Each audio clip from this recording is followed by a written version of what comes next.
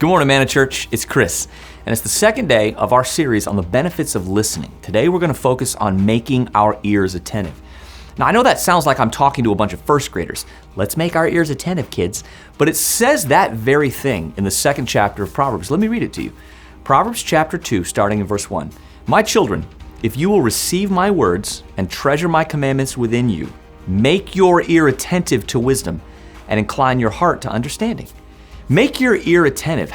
How do I do that? Well, the next verse tells us, for if you cry for discernment and lift your voice for understanding, if you seek for her as hidden treasures, then you will discover the fear of the Lord and find the knowledge of God.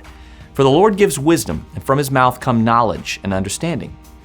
So let's dissect what we've seen here. First, there's the command to make our ears attentive. Now, how do we do that? We use our voices to ask God for wisdom and knowledge and insight.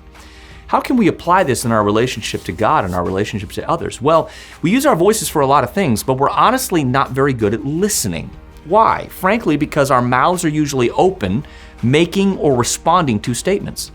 In our relationship with God, most of our prayer is one way. God, here's my list, and here are the ways you can help me. We don't often ask him questions and then stop talking. It's the same in our daily lives with others. I call this talk today the ask, because one of the benefits of listening, if you ask, is that you will hear what you might not have heard otherwise. It just said that in the verse.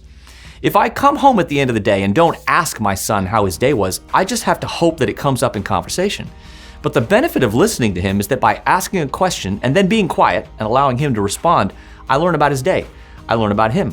I show him that I care for him, and I show him that I value him. There's real power in the ask, and it's one of the benefits of listening. You get the answer to your question. It's still early in the morning. You've got all day to try this out. Ask God this morning for something. Ask him to show you what he thinks about you, and then be quiet. Ask a coworker how they're doing, and then just be attentive. Ask a family member or friend how things are, and then just pay attention. It's something we don't think about enough because we're drowning in the dialogue that's devoid of questions.